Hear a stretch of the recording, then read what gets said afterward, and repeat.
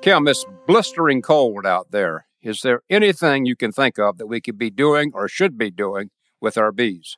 Well, keeping good thoughts is about as good as it's going to get at the moment because there's not a whole lot can be doing out there. I agree with that. There are some things, though. I think we should just, at least mention them so that, because if I don't mention them, I'll forget them, and then it'll be too late. Yeah, that's true. This is a strange time in beekeeping where sometimes nothing is better than something. Hi, I'm Jim Tew. And I'm Kim Flottam. Today we're coming to you from Honeybee Obscura, where we're going to talk some about beekeeping in late winter, north and south. You are listening to Honeybee Obscura, brought to you by Growing Planet Media, the folks behind Beekeeping Today podcast. Each week on Honeybee Obscura, host Kim Flottam and Jim Tew explore the complexities, the beauty, the fun, and the challenges of managing honeybees in today's world in an engaging and informative discussion meant for all beekeepers, long-timers, and those just starting their journey with bees. So sit back and enjoy the next several minutes as Kim and Jim explore all things honeybees. Kim, this is always a special time of the year in that it can be so boring. Can I be so honest? I mean, right now, Kim, it's, I don't know, what is it, 25, 30, 35 degrees, went down to 6 degrees last night where you and I are living. I mean, honestly, Kim, what can you do with bees under weather conditions like that? Mostly what you can do is wish you could be out there but can't. But there are some things to be thinking about getting ready for that, really, if you start now, when it is time to do these things, you'll have already done the preliminary, you'll have, gotten all the supplies you need and everything ready. So there are some things you can be doing for your bees, but not with your bees. That's a good way of wording it. Doing things for your bees, but not with your bees. Yeah. And one of the things right off the top is food. Do they have enough food? And until you can get out there and check, you're going to have to get some food ready. Now, do you save old honey frames from last year? I did. I do have honey frames from last year that I set aside. I have to fight small hive beetles for them, and I have to do what I can take to keep wax moths out, but I do hold some honey frames back. I've gotten away from extracting everything, and I save a lot more. I leave a lot on because I don't want to mess with it. But if you didn't, and they're running low of food, how do you feed in this kind of weather? Right. You want to be helpful, and people like you and me talk about things that people who are listening should be doing, but the brutal reality is, in a cold climate, it's hard to go out and be helpful because the bees don't know that you're there to help.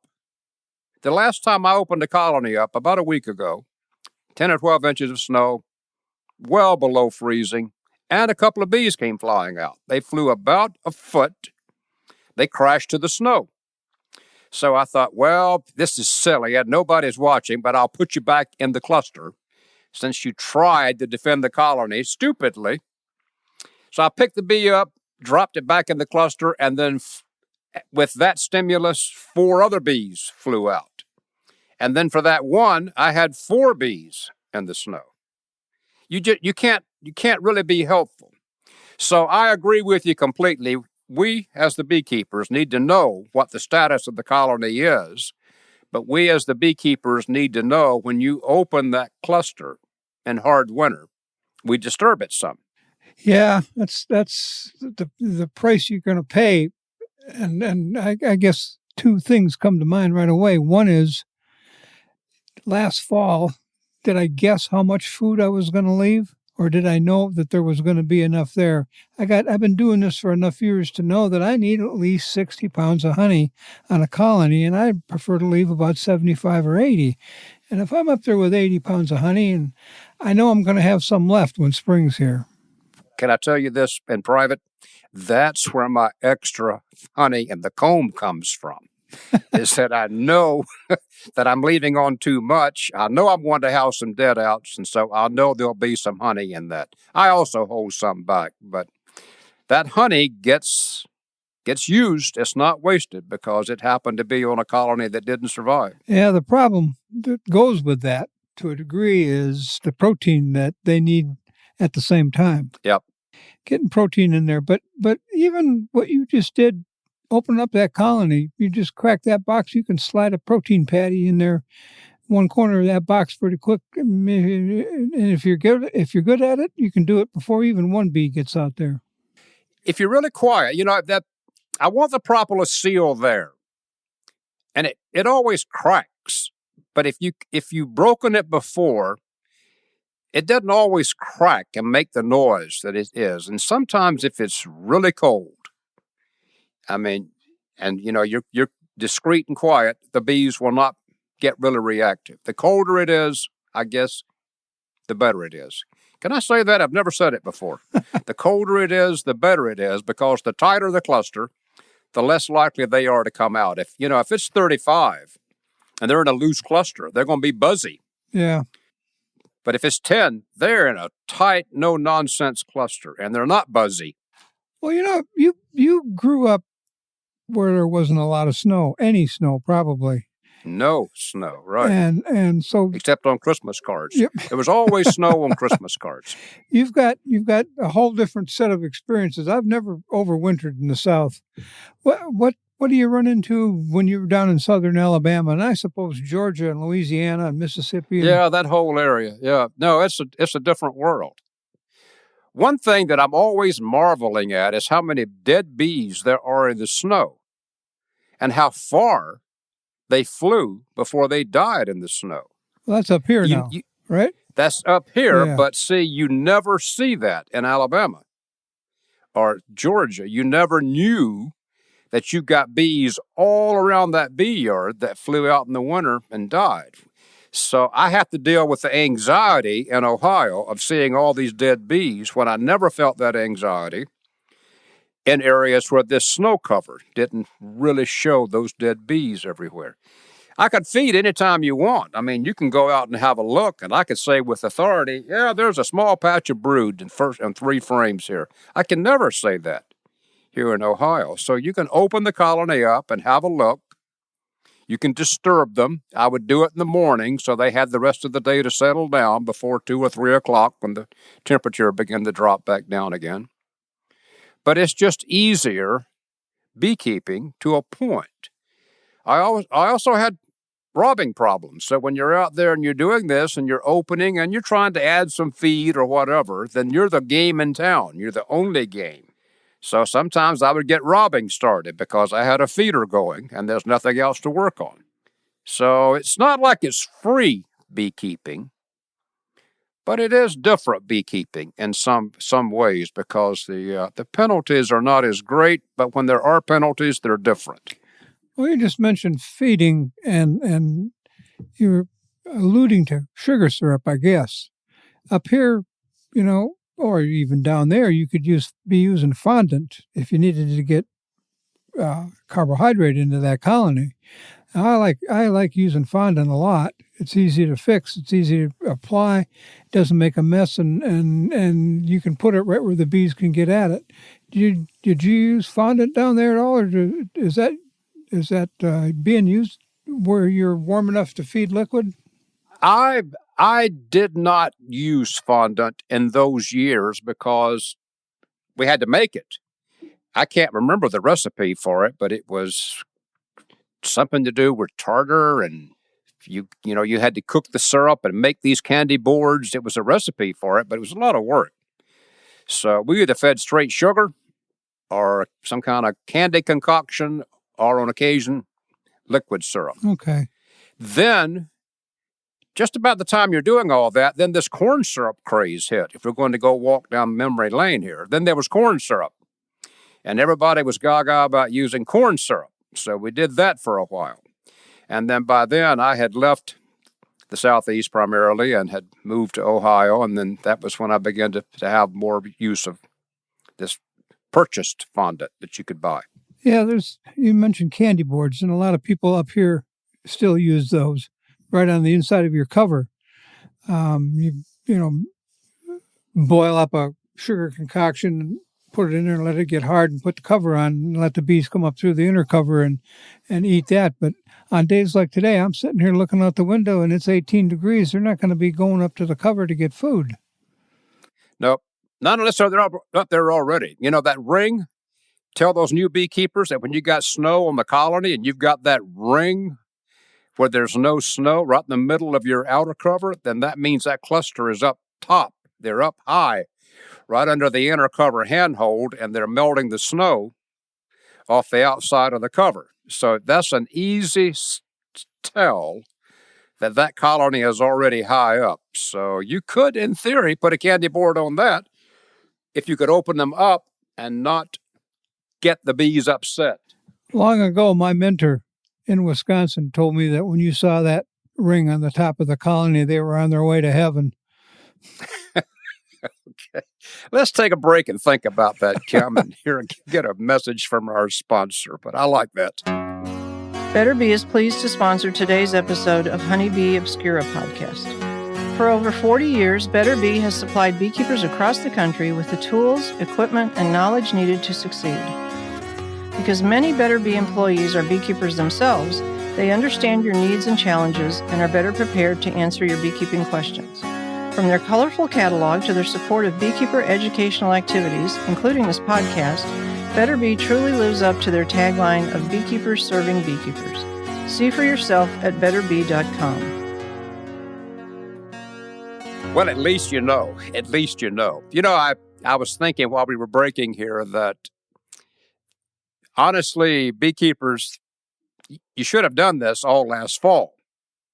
You should have had an idea of how this is going to be going. Kim, in my life, the big variable has become the varroa load that they're carrying.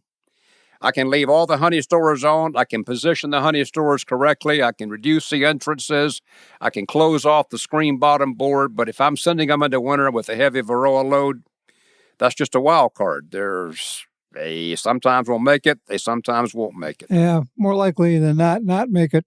And getting in, if you did your testing last fall early and you got treated early so that most of the bees going in, most of the colonies going into winter were really low or no population of varroa, you probably still have bees now. But if you had a load last fall, you probably don't have any bees at all anymore. And there's not much you can do until it warms up enough to get in there and do something. So varroa is the new problem.